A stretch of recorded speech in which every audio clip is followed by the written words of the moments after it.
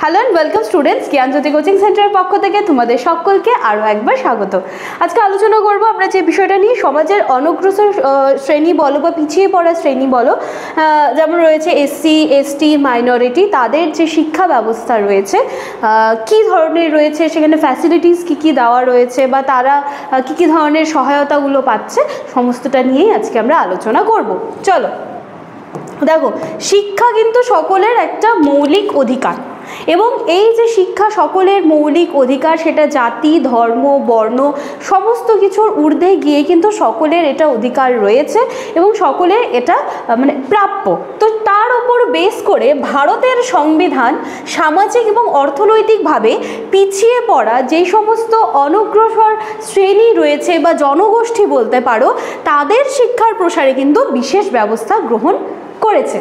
ঠিক আছে, বিশেষ করে তপশিলি জাতি, এসসি, তপশিলি উপজাতি, এসটি এবং সংখ্যালঘু সম্প্রদায়ের মানুষরা ঐতিহাসিকভাবে নানা ধরনের কিন্তু বৈষম্যের শিকার হয়েছে, হয়, এবং তার জন্যই কিন্তু বলা হচ্ছে যে তারা যেন কোনোরকমভাবে যে শিক্ষার সুযোগ সুবিধাগুলো আছে সেইখান থেকে যেন বঞ্চিত না হয়, তার জন্য কিন্তু বিভিন্ন ধরনের সুযোগ সুবিধার ব্যবস্থা করেছে। সেই জন্য সরকার এদের শিক্ষার প্রসারে দেখো বিশেষ পদক্ষেপ গ্রহণ করেছে। ঠিক আছে, চলো এইবারে আমরা কি দেখব, সংবিধানের আইন এবং সুরক্ষা। ভারতের সংবিধান অনগ্রসর শ্রেণীর জন্য শিক্ষাগত সুযোগ বৃদ্ধি এবং তার লক্ষ্যে বিভিন্ন ধারা সংযোজিত হয়েছে। কি কি?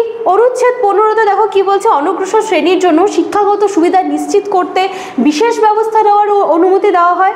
তারপরে অনুচ্ছেদ নাম্বার 31-এর ক, শিক্ষাকে মৌলিক অধিকার হিসাবে ঘোষণা করা হয়েছে, যে এটা সকলেরই প্রাপ্য, এটা সকলের অধিকার।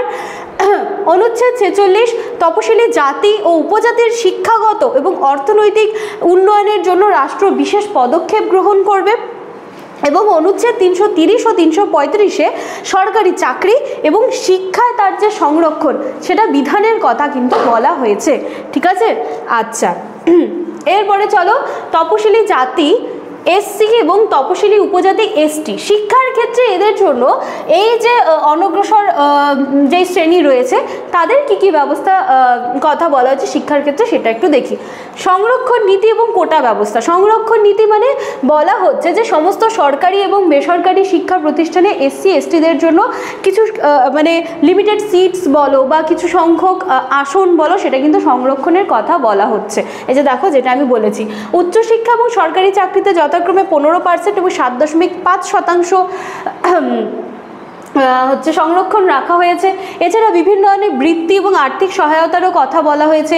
কি কি? প্রি ম্যাট্রিক, পোস্ট ম্যাট্রিক স্কলারশিপের কথা বলা হয়েছে, রাজীব গান্ধী ন্যাশনাল ফেলোশিপের কথা বলা হয়েছে। এছাড়া প্রাইম মিনিস্টার ফেলোশিপ এটা কিন্তু স্পেশালি এসটিদের জন্য রয়েছে, এবং টপ ক্লাস এডুকেশন স্কিম। ঠিক আছে, এই সমস্ত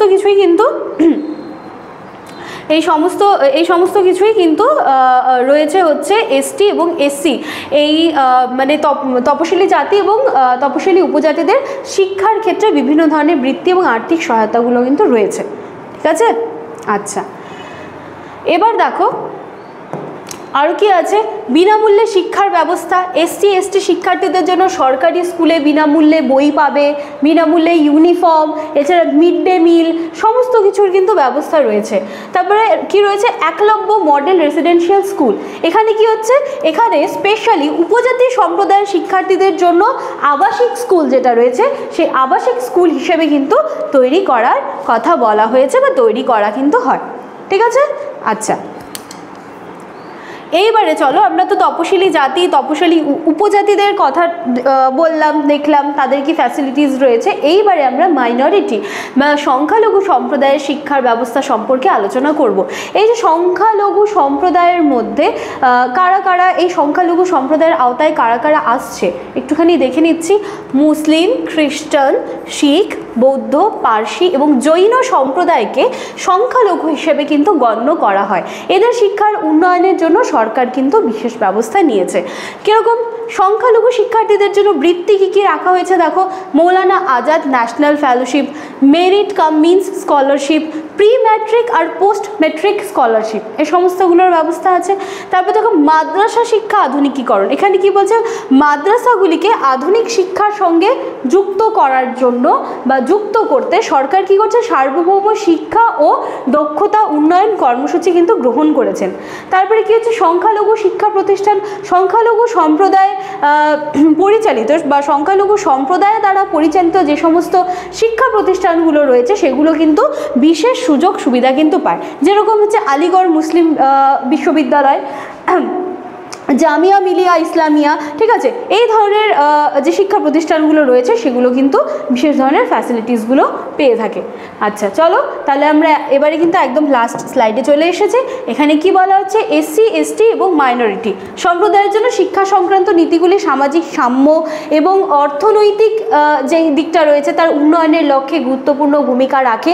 যদিও এখনও অনেক ক্ষেত্রে কিন্তু এই যে অনগ্রসর শ্রেণীর যে শিক্ষা ব্যবস্থার কথা বলা হচ্ছে, কিছু কিছু ক্ষেত্রে এখনও অনেক বাধার সম্মুখীন হতে হয়, এখনও অনেক চ্যালেঞ্জেসের মুখোমুখি হতে হয়। তো এই ক্ষেত্রে সরকারকে আরও সিনসিয়ারলি কাজ করতে হবে বা তাদের জন্য হচ্ছে আরও ভালো পদক্ষেপ বা কার্যকরী পদক্ষেপ কিন্তু নিতে হবে। ঠিক আছে, তাহলে এই ছিল আজকে আমাদের আলোচনার বিষয়। চলো একদম লাস্ট স্লাইডে চলে এসেছি। এখানে তোমরা দুটো কন্ট্যাক্ট নাম্বার দেখতে পাচ্ছ।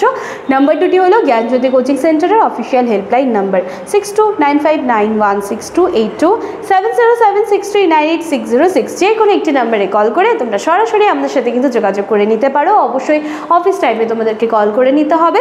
এছাড়া আফটার অ্যাডমিশন কিন্তু সপ্তাহে প্রতিটা মানে দিনে তোমরা বিশেষ করে আমার যে এডুকেশন যে বিষয়টা রয়েছে সেই ক্ষেত্রে তোমরা কিন্তু দুটো করে ক্লাসের ফ্যাসিলিটি পাচ্ছ। তো চলো তোমরা চাইলে একবার আমাদের সাথে যোগাযোগ করে নিতে পারো। দেখা হচ্ছে নেক্সট ক্লাসে। Thank you.